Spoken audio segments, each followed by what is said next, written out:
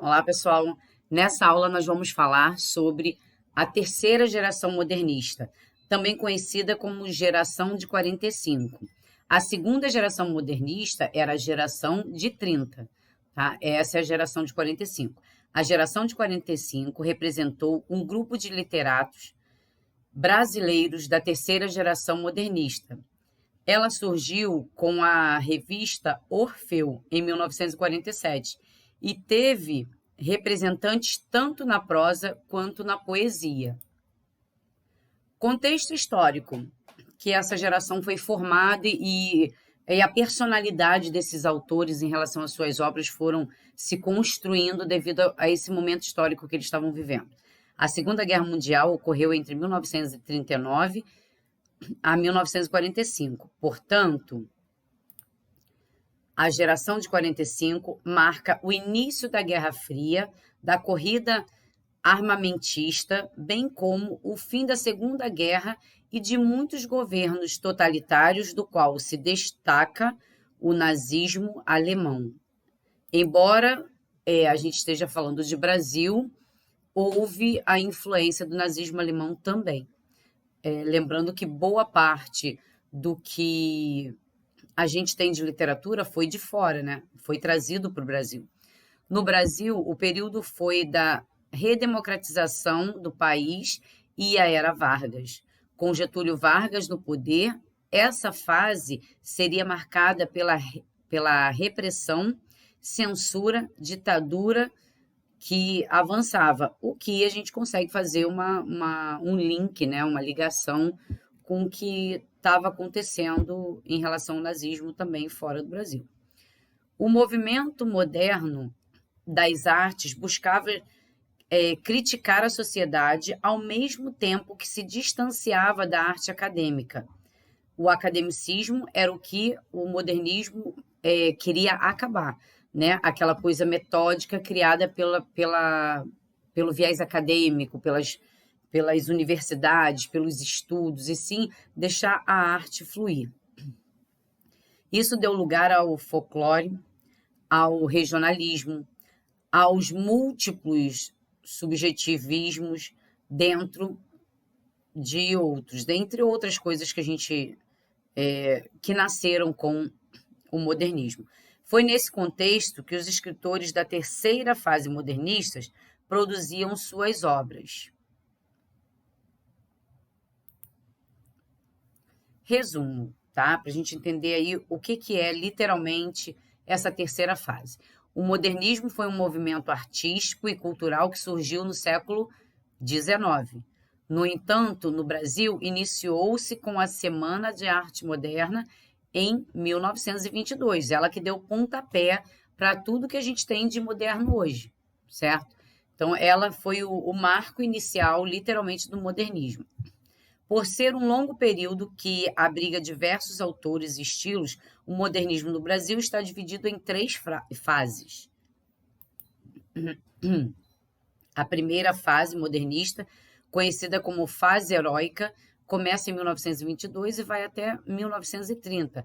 Foi marcada pelo radicalismo inspirado nas vanguardas europeias. Nesse momento, surgiram vários grupos modernistas, como o Pau-Brasil, em 1924 a 1925, Verde-Amarelismo, ou Escola da Anta, 1916 1929, Manifestos Regionalistas, 1926, e Movimento Antropofágico, 1928 a 1929.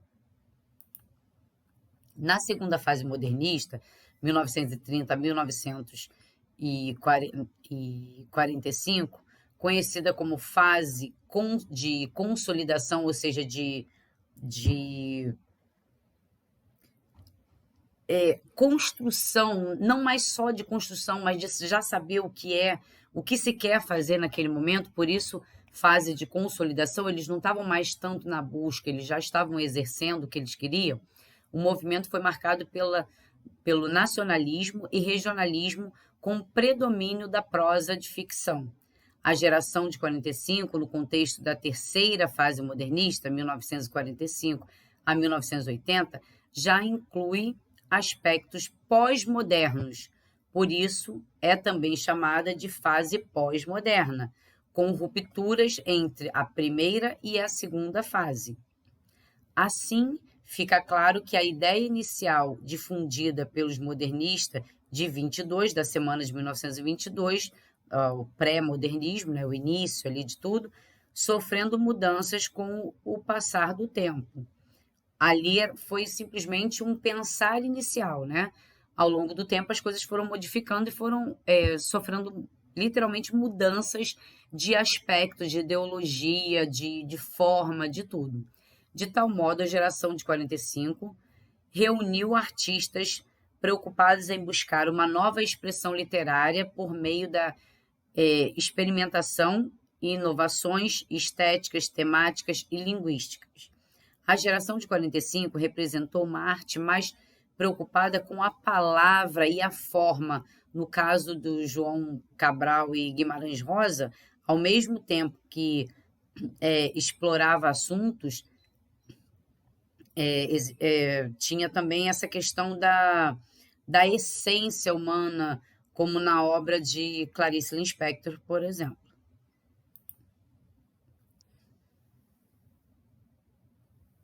Quanto à prosa, né, quanto à poesia, foram exploradas nesse período, no entanto, de maneira mais intimista, regionalista e urbana. Saiu daquela coisa da métrica, né, que eles já vinham buscando esse término há muito tempo. Além da poesia intimista, merece destaque a prosa urbana, a prosa intimista e a prosa regionalista. Essas são as características dessa terceira fase. Lembrando que o modernismo ele vem se desenhando e da Semana de Arte Moderna para a terceira fase, algumas mudanças aconteceram, mas o academicismo, que era o viés principal deles, acabar com esse academicismo, se manteve, como várias outras características, tá? E evoluções de outras.